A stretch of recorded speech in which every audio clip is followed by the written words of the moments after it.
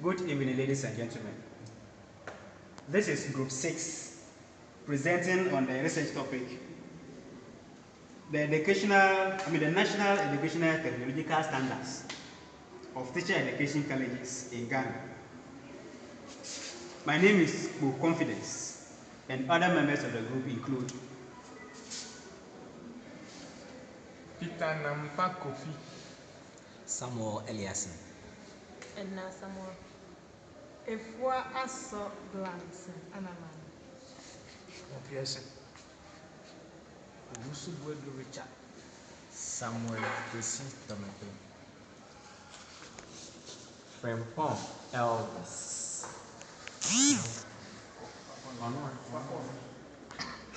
Bosanek. the introduction of our research. Gentlemen and ladies, higher education teaching practices have evolved over the last 20 years with more emphasis on student-centered pedagogy. There is an increased expectation placed on the role that technology can play to harness effective learning. However, one could argue that there remains a disconnect between our ambition for interactive learning through technology and the realities of our practice. The world as a global state is fast taking a technological trend to development, encompassing health, economic, social, and educational reforms. Technology can promote effective instruction that is more student-centered, interdisciplinary, more closely related to real-life events and processes, and adaptive to individual learning styles. Such instructions encourages development of higher order thinking and information reasoning skills among students, and socially constructed learning, all of which are increasingly required in today's knowledge-based global economy. Perhaps most importantly, technology implies a shift in the teacher's role from being the sole source of knowledge and instruction to being a facilitator of students' learning that is acquired from many sources. This is often referred to as being, and I quote, the sack on the stage to the guide on the side, unquote. Teacher professional development in the use of technology should embody and model the forms of pedagogy that teachers can use themselves in their classrooms. For example, these training programs should empower teachers to develop their knowledge and skills actively and experientially in a variety of learning environments, both individual and collaborative. Aim at higher order thinking.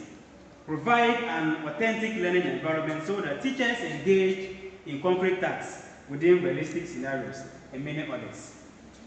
Such an approach implies a need to develop both synchronous and asynchronous modalities so that teachers can take advantage of training opportunities when they have the time, which is not necessarily when the trainer is available.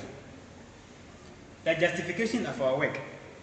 According to Sam Carlson in 2002, experience around the world in developing and industrialized countries, including Ghana, has shown that teacher training in the use and application of technology is the key determining factor for improved student performance. Educational technology is not and will not be transformative on its own. It requires teachers who can integrate technology into the curriculum and use it to improve student learning. In other words, computers cannot replace teachers. Teachers are the key to whether technology is used appropriately or effectively. In Ghana, far too many of us have witnessed computers in classrooms gathering dust. Computer labs locked because there's no one trained to run them. Students playing non-educational games on computers, and so on. Literally, millions of Ghana cedis are being spent each year on providing computers to schools in developing countries, much of which will be wasted because teachers are not trained to use technology effectively. The research seeks to answer the following questions. 1. Are there some gaps between teacher training and technology in Ghana? 2. What forms of technology can be integrated in the teaching of teachers in teacher training colleges in Ghana? And then 3, how can these technologies be integrated? The objectives of the research include the following. 1, to establish the missing link between teacher training and technology. 2, to identify the existing type of technologies that can be integrated into the training of teachers in Ghana. And then 3, to identify the ways of integrating technology in training of teachers in teacher training colleges in Ghana. The group reviewed a lot of work that has been previously done by others. From our literature, we realized that a college-wide survey which was conducted indicated that 68% of the respondents thought social media would enhance their learning experiences. 22% of them indicated that it would not add any value or would cause distraction. 10% of them were unsure. The evidence points toward the need for further research. The question is not if we should use social media to enhance learning, but how it should be used effectively. The literature describes the invaluable opportunities offered by social networking, but equally there are many challenges working to thwart the most enthusiastic teacher. Privacy issues and opportunities for misunderstanding and miscommunicating are high, as the normal conventions of face-to-face interactions are not applied on social network sites. The use of Twitter and other social networks. A study in the Knight School of Communications at Queen's University of Charlotte, which aimed to discover whether Twitter and other social network channels can elevate teaching by increasing students' engagement, revealed that positive relationship exists between reading and instructors' tweets, that is, short messages posted via Twitter, and positive perceptions of instructors' abilities and engagement in the classroom. The study also suggests that students who are active and follow their instructors may perceive them to be more knowledgeable, approachable, and interactive than they would otherwise. Thus, the study suggests that Twitter may be a viable avenue for improving teacher-student relationships and communication. The time is ripe to take managed risks and explore creative methods of learning and teaching. The teacher's journey and experiences along the way must meet student expectations and offer a more dynamic and appropriate pedagogy. To summarize, the benefits highlighted within the study can be explained as 1, increasing student-to-student collaboration. 2, increasing student motivation and engagement with course materials. And then removes barriers to self-expression and contributions, among others. According to Dan in 2012, he realized that more emphasis must be placed on learning with technology. The default setting for many academics remains on teaching with technology. The two perspectives, when not aligned, can create a very difficult experiences for students. They argue that active learning and deep interaction between students and their teachers requires an extended degree of technological advancement. How the technology is used and how it is integrated into the teaching process is important. Zick and Lick in 2010 suggest that motivation and student dispositions will influence their ability to engage in interactive learning, where the line between online learning and socialization is becoming blurred. Other uses of technology.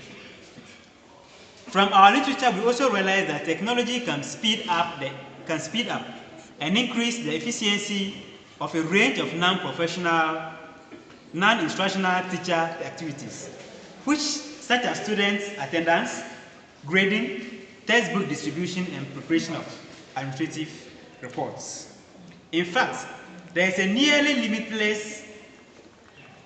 limitless range of opportunities for teachers who develop the necessary skills and knowledge in the effective use of technology in the classroom and who have access to technology and internet. They can, among the following, plan, conduct, and evaluate learning projects with colleagues and students, receive and provide support following courses, and then conduct and attend course activities. Our research also revealed from our literature that teachers may be motivated to participate in professional development workshops in the use of technology because they see them as an opportunity to become trainers or mentors for other teachers. In many cases, becoming a trainer brings additional financial professional opportunities. If the training workshops come with some form of official certification for successful completion, motivation is enhanced further. Our methodology employed, the study design and area. The study was conducted on trained teachers, specifically on teachers who are trained from the teacher training colleges in the Nkwanta South District of the Volta region. Considering the fact that there are about 250 teachers in the district, the group conveniently sampled 200 teachers out of this number. Questionnaire administration and face-to-face interviews are the data collection techniques that were employed in the research. As earlier spelled out, a sample of 200 teachers were sampled out of an estimated population of 250 teachers in the district. The data collected was analyzed using predictive analytics software, and the results were subsequently presented in tables. Gentlemen and ladies, I end the presentation here for my colleague to continue with the results and discussion. Thank you. So these were the findings from our research. 65% of our respondents were males, whereas 35% were females. 15% were aged between 21 and 25. 55% were aged between 26 and 30. 25% were aged between 31 and 35, and 5% were aged between 36 and 40. The year of completion for our research was between 1990 and 2014. 3% completed school between 1990 and 1999. 67% completed between 2000 and 2009, whereas 30% completed between 2010 and 2014. Our research showed that 68% of our respondents used mobile phones which had internet, laptops, and desktop. However, only 11% of respondents had access to other devices such as a printer and a scanner.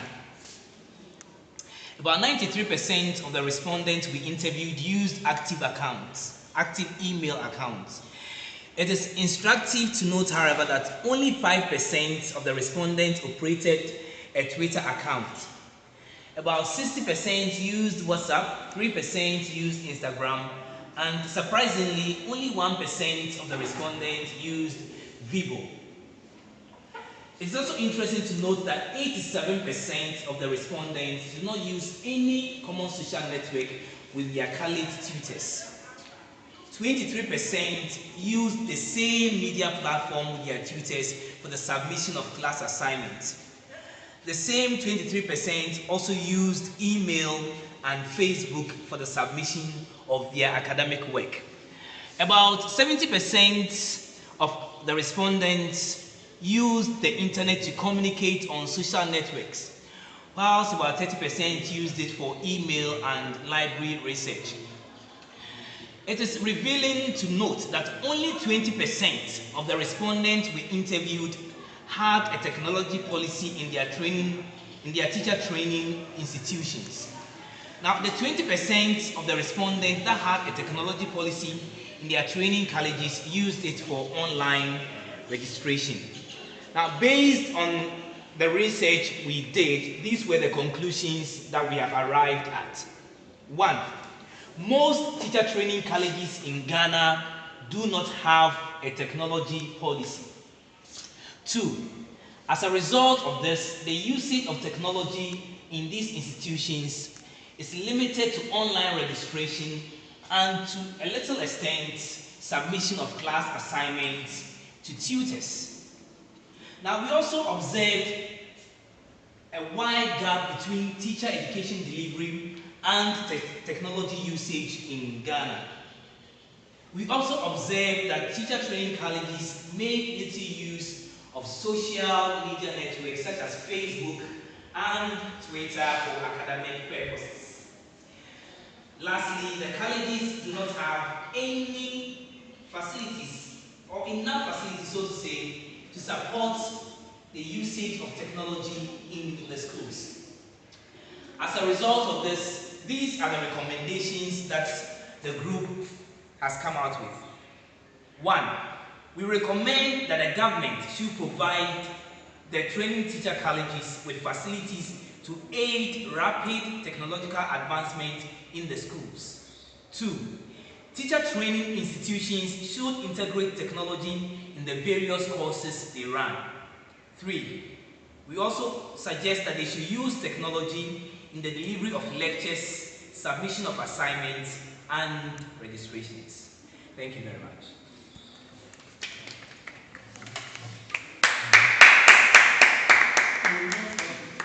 Let's go for it.